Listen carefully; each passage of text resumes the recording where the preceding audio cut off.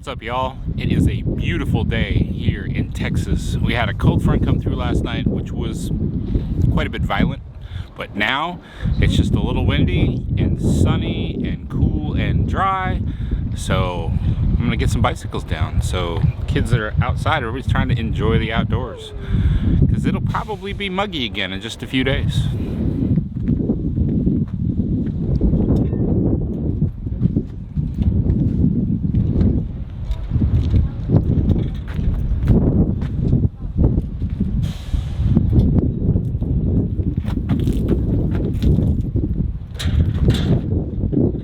Bicycle!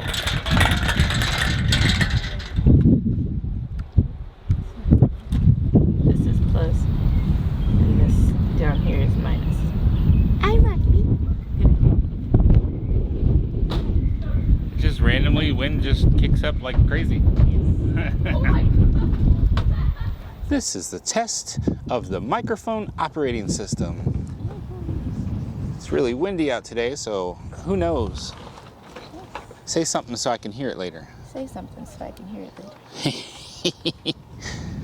All right, so if you're watching this, what I'm doing, I'm using a gimbal to try to steady the camera. And so I am mic'd up differently, and so we're testing this out. You can't really see this because, well, it's all hooked up to the camera you would normally watch. So Daisy went with me to do laundry, and now she's like, why would I ever get out of this truck? Probably because I left all the windows open. Isn't it cute? She's got a little Pokemon right here. Does Kira know you got her Pokemon? Does Kira know you got her Pokemon? Too cute.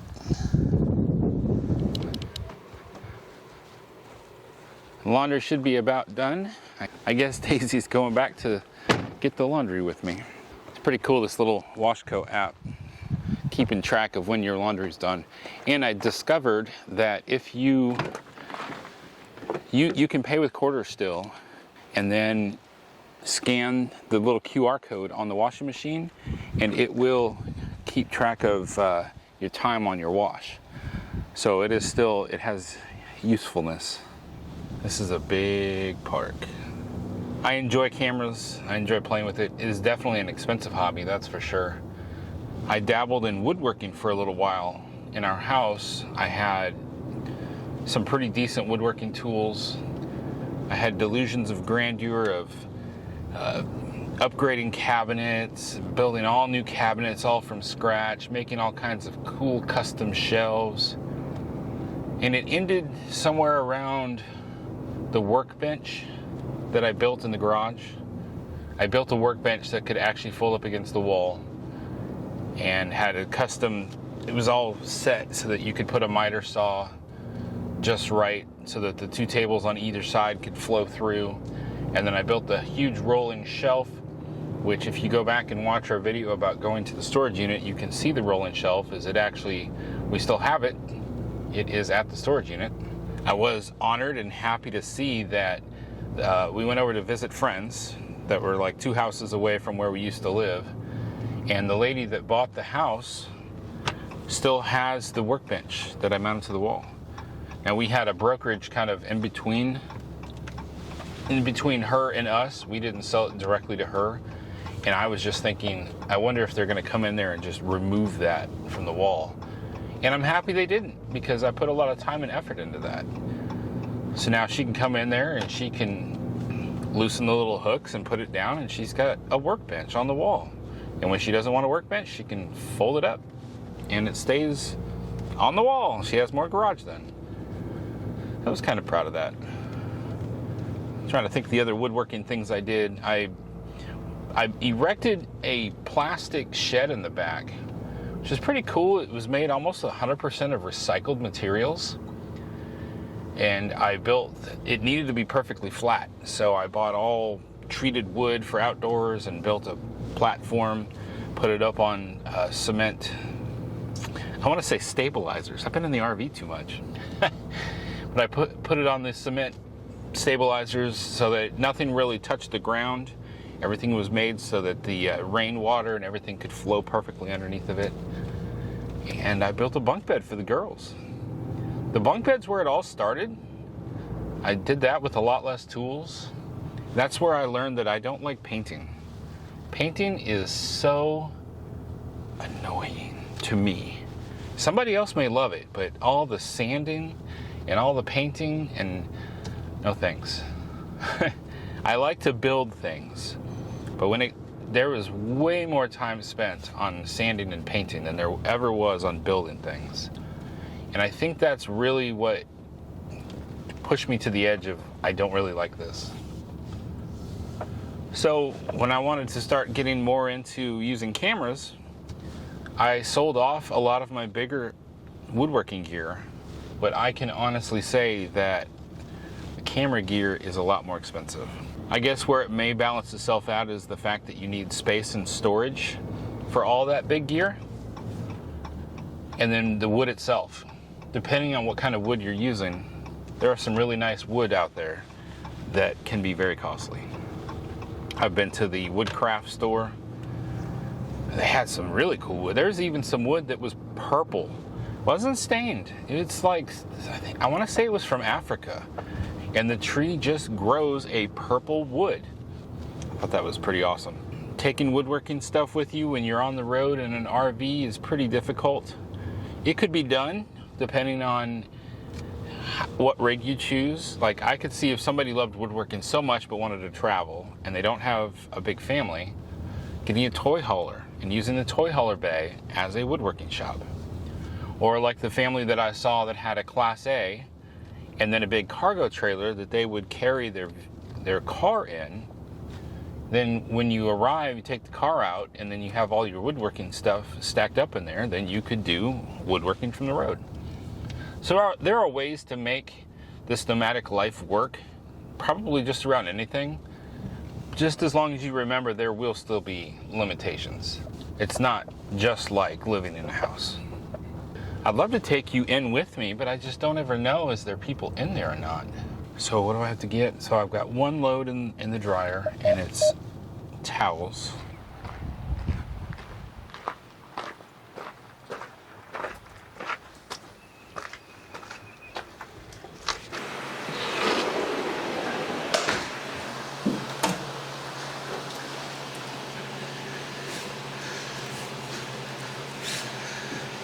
It's interesting. There was somebody I met at the last the last RV park, and they said, I always do my laundry on Mondays and Thursdays. And it's like everybody does. Why is that?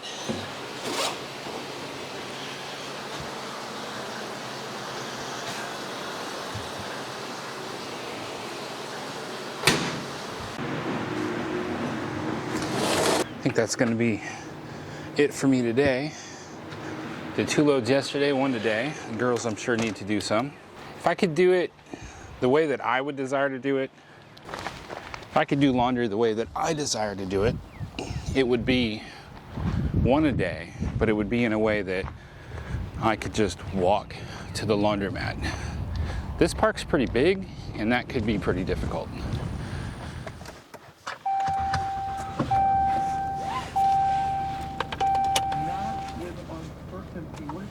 So I guess if I wanted to do a daily load of wash, I certainly could. It might just be easier to, obviously it's easier to drive over here, but if I really need to get my steps in, I could always walk over here, right? It's interesting that in order to get to the laundromat, you have to go outside of the gate, and then you got to go back in the gate.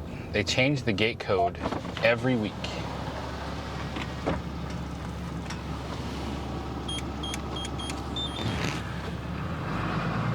Nice thing though is they know in advance what the gate code's gonna be. So when they see me checking in for 3 weeks, they can give me all 3 weeks worth of gate codes. It's pretty handy. I just take a picture. Tanya and I like to use the app Google Keep. It's like for taking notes. Well, we use it for a lot of things, especially grocery lists, because we can share it in such a way so that both Tanya and I are contributors. Of course, that can be a little frustrating when I'm grocery shopping, I'm almost done, and she adds 5 more things on the other side of the grocery store.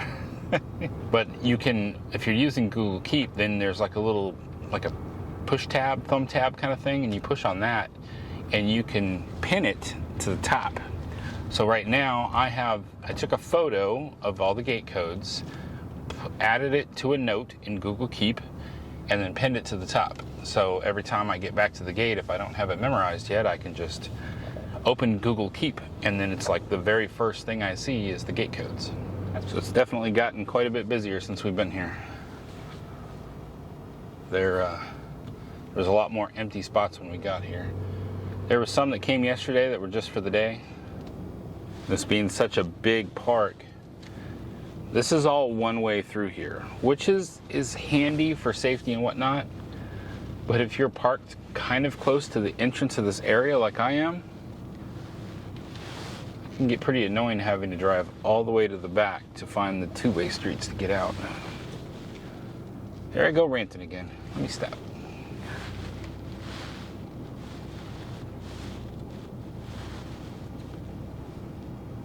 Is Tanya still back there? I can't see her. Daisy, are you going to get out now?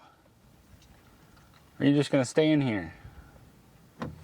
Let's see if I can take you out of the door with me, nice and smooth without making a bunch of bumps. Wasn't too bad, was it? Tanya is still out here. I have successfully washed and dried towels today. No way. Aren't you proud of me? I'm so proud of you. Good job. Thank you. Let's go see if Daisy will come out.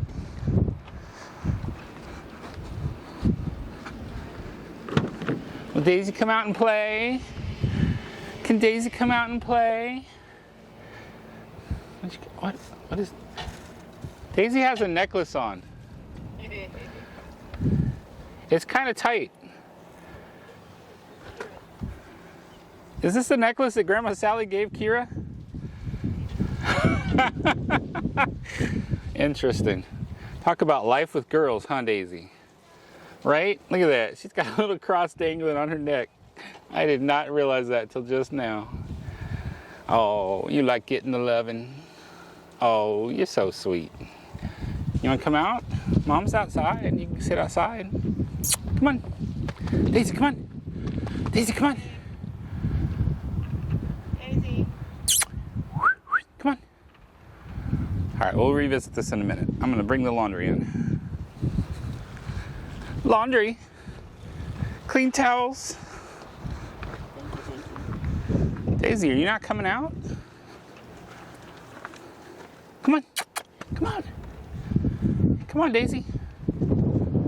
Come on, Daisy. There you go. Good girl. Come on. Come on. Good girl. Come here, let's chain you up. Daisy.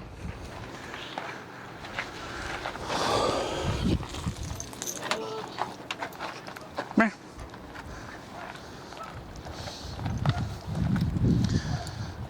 Stay. Good girl.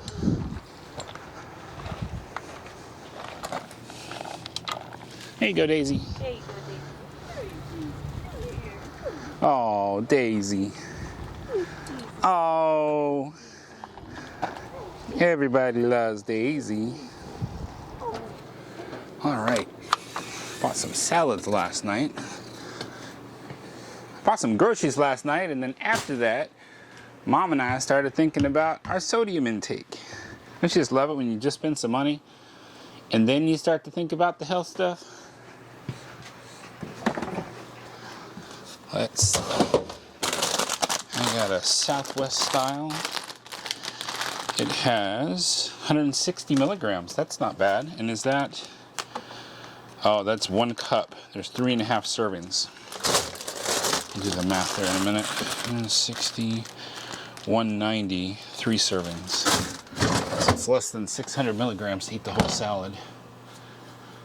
And this dry air just, my hair goes crazy. Putting towels away after laundry? Yes. Awesome.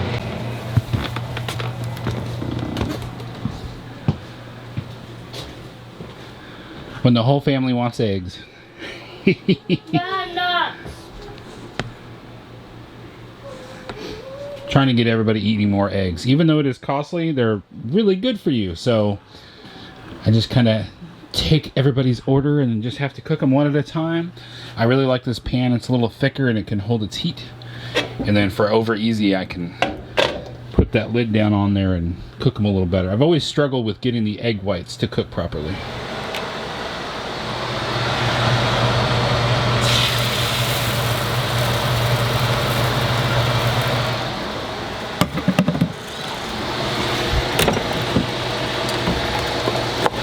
I'm gonna go for a low sodium approach today.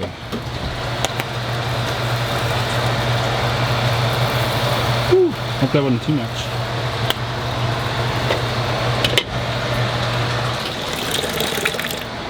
Yes, I know. I need to clean my sink. Been kind of taking it easy on dishes, and now the sink and the dishes were all a mess. So I just washed enough dishes so I can get the eggs done. So then I'll finish up the dishes and clean the sink in a little bit. Stop being so judgmental.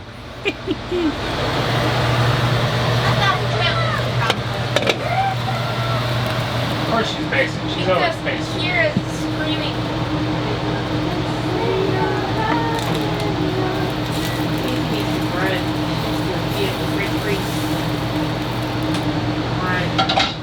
Kira! Daddy! Piggies! Piggies! So it does not have pepper on it. It has Mrs. Dash.